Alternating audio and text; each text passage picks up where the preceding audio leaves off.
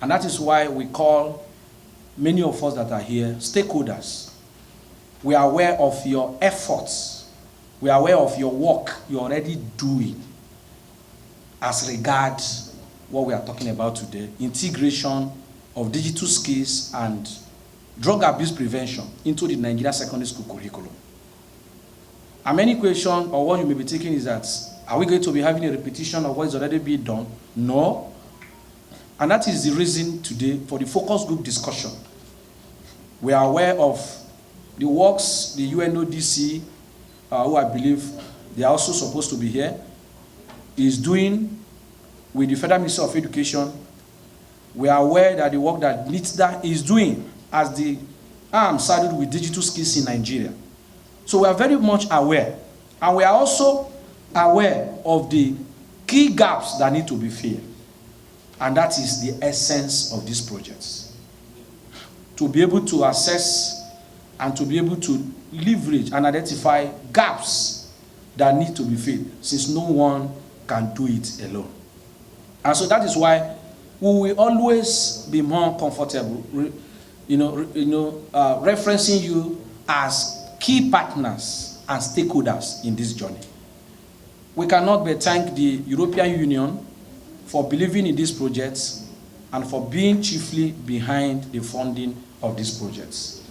And so we want to assure you that this is a meeting of the selected few, but the few that dictates, the few that call the shots in the education sector. We have the permanent secretaries that are here across 12 states. We have the speaker of State House of Assembly across 12 states.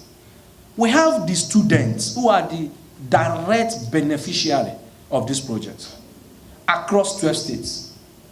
We have the key stakeholders, the NDLA, Nigeria Drug Law Enforcement Agency, who are the key government arm that drives the issue about drug in Nigeria. We have the NITDA, National Information Technology Development Agency, who also drive the digital skills. We have the Parent Federal Ministry of Education, who we enjoyed of course, what we presently have is the permanent secretary. The robust support from the permanent secretary, who has directed the director of ICT to follow through since they got notice of this project. And so we have the teachers also here and these local civil society organizations, carefully selected all across. So this is a complete house. The deliberations that will be coming out from here is going to reshape, is going to realign, is going to give us a more clearer direction. We want to hear from the horse's mouth. We want to benefit from your years of experience, your practical experience, beyond whatsoever. That is why we took it upon ourselves to bring us together under this roof so that we can have a robust deliberation. And so once again, I cannot but thank us for availing us your very, very precious time. We are aware of that, which cannot be quantified by whatsoever means. And so we beckon on us to relax, because as we go into this, we are going to brainstorm, we are going to interact, we are going to come up with a very viable, impactful resolution from this meeting.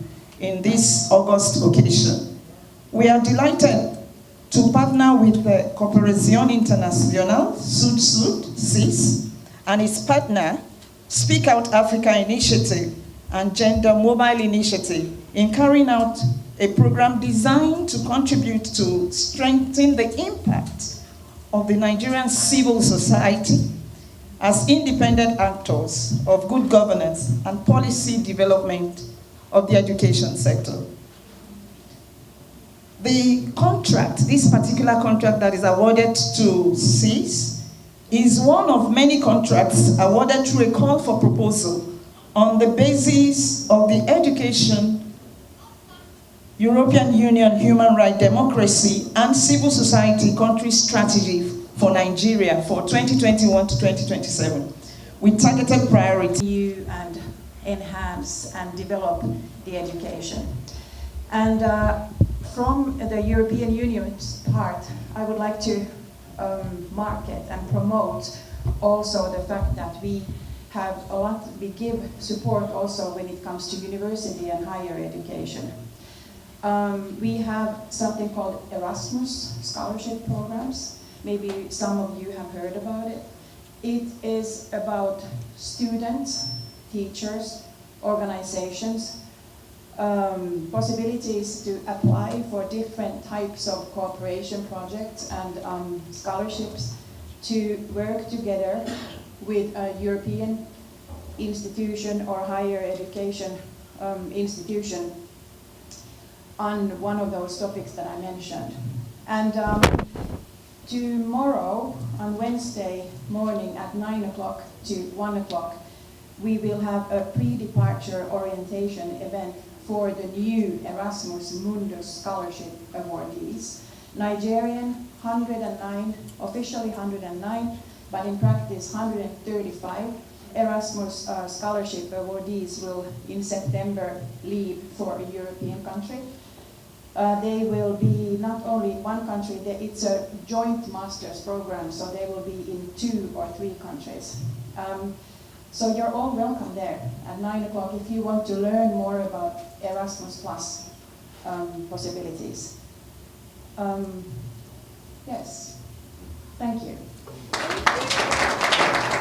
A built-in curriculum, starting from the primary to the secondary school level, curriculum of Nigeria in all subjects, and look at the curriculum of all the subjects at the secondary school level. We are not even talking about the university level. You find out that all these things are neatly put in there. What is only, honestly speaking, go into it and look at it.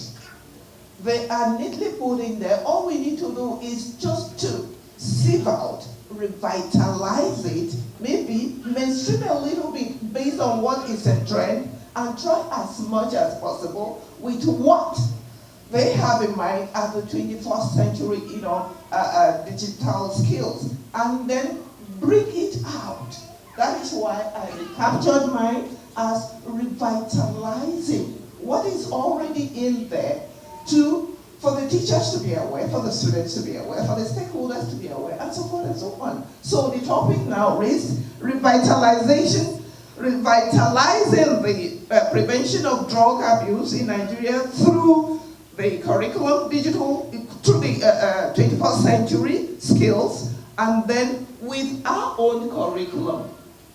With our own curriculum in the context of Nigerian ways of doing things. Because somebody mentioned it, Margareta mentioned it, we are multi-sectoral. What I will say in the North, the strategies that we do in the North will be different from the West, from the East, and from the South of Nigeria. Margareta, when you go out throughout the whole states of Nigeria, you will see what we're talking about. So we have to bring also the context, the culture, the tradition of the people, and then see how we can revitalize what is already in the school curriculum and do something about it. Through what can we call the digital, 21st digital, skills. And then, you think you can do it? The next one. What will this presentation be looking at? Next one. I've seen the protocol, we've seen the introduction. No, that is why I want to do this myself. Up a little bit. What we now have to do is looking at the whole keynote address. We are going to look at Nigerians and the adults, what we call the adolescents and their drug abuse. We are going to look at the reasons for using drugs. Why are they using drugs? We are going to look at the effects of some of these drugs in them. And also they said I should stand behind the podium. Yes. They've forgotten that I'm the teacher. I have to demonstrate, I'm sorry. help us in building this. We'll look at the guiding principles, even within the scope of the school, within the scope of the community, within the scope of the whole country. Look at what we are going to do, and then see how we can plan the drug abuse program. And if possible, time will allow me, we'll look at the, a little bit of the summary of the whole thing and then conclude. I hope we'll get out of this.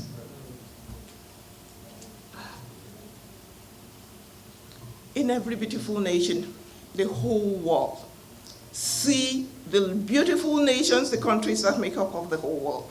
And if it go in each as much as large they are, from US to Russia, to even down to Nigeria, to the smallest of Guinea-Bissau, and the rest of other countries in the world, you see the problem of the incidence of drug abuse among the youths. And these youths are the cream of the society. These youths are the nucleus of the society. These youths are the workforce of the society. And these youths are also the future, even the present leaders of the nation. So we have to, what's in Nigeria, they make up more than 45% of the population. So Nigeria is, we know that is the most populous country in Africa. We have a reputation now of the center for the drugs trafficking usage, mostly among this very population that I have just told you. And then you see Nigeria being burdened with this drug, and they rise every day at every corner, every street, everywhere. Even there's a viral, video in Delta State where the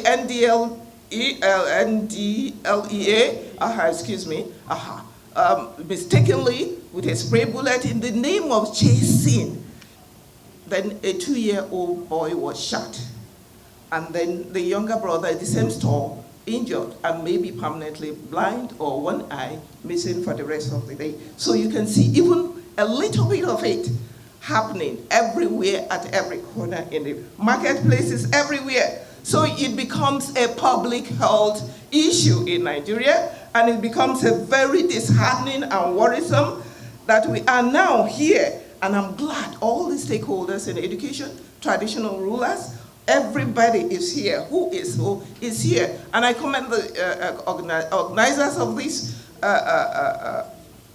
event, that they picked everyone, the most important aspect of every stakeholder that should hear it, and not only come in here, they're going to do something about it.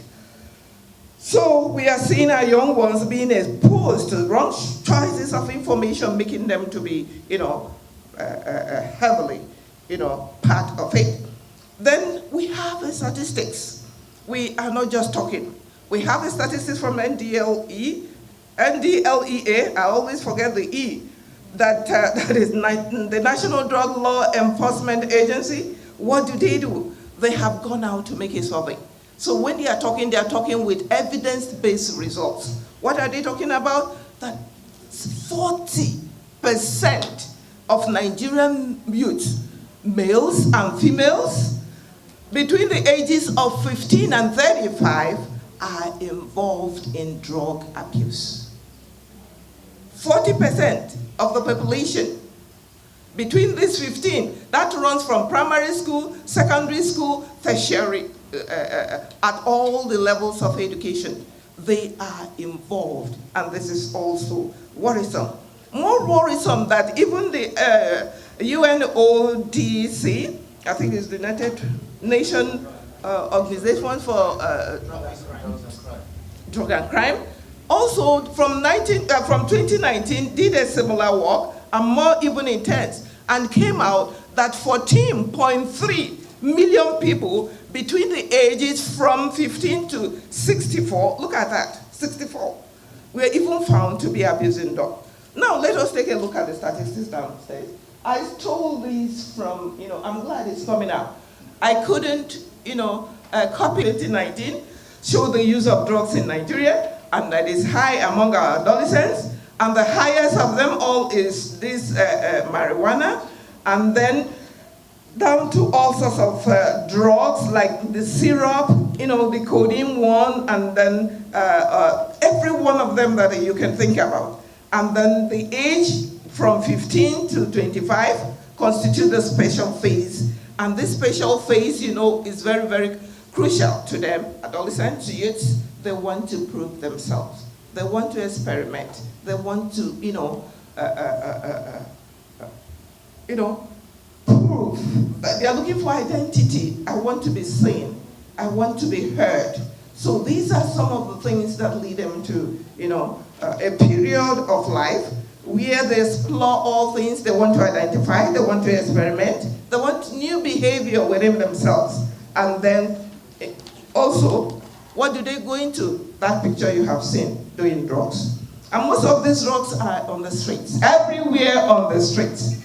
The locally wrapped ones, I picked this up from the internet, the locally wrapped ones, you can see them locally wrapped, and they can just pick it for maybe this is marijuana ground, and they can pick it anywhere. Why do they use drugs?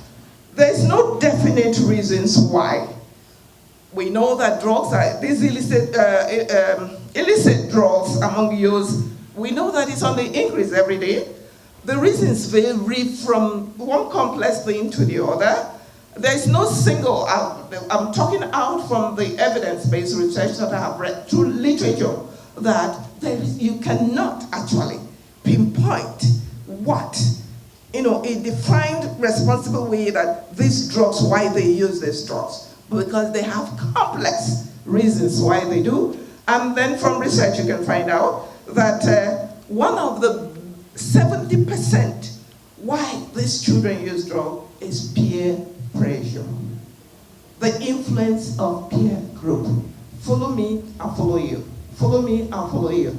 Ade is there, Maka is there, Ada is there, Namdi there, Adamu is there. They are all from the same age group, coming from the same age factor, from the same environment, and follow. Curiosity. From then, Adamu is big and nice, and he shows up, the girls like him or her, and so forth and so on. They follow. Peer group influence is very, very bad. Then we have said about the curiosity. They believe that drugs can make them individual very bold. They want to be bold.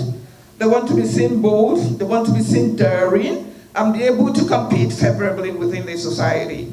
And you can see this picture. Somebody is forcing something into somebody's mouth. Peer group. Peer group.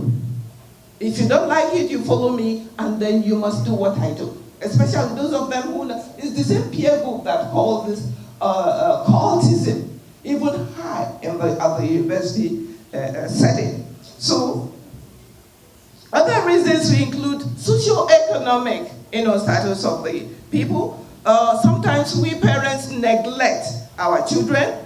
It could come from broken home, and then the percentage shown that 28% of some of these people who are addicted to drugs are from broken homes. That is why, as you can see today, we have the policy-making body, which our state legislature here present. So they are part and parcel of the project, and they are stakeholders as well. So this is very, very expedient, because we believe that when we take a policy approach, such a holistic approach like we have here, the people, the educationists, the ministries of education from states, we have all the stakeholders. And that's why we are calling on them, that we need to arrest the menace of drug abuse and idleness that is luring many of our youth and students into the drug intake. And that is why the aspect of digital skill is coming into play. We have found out, and we can say to fact, that there is a nexus between digital skills. When someone is engaged, he will give less attention to the temptation of drugs. And that's why the team for today, teaching the teachers, skilling the teachers, the training.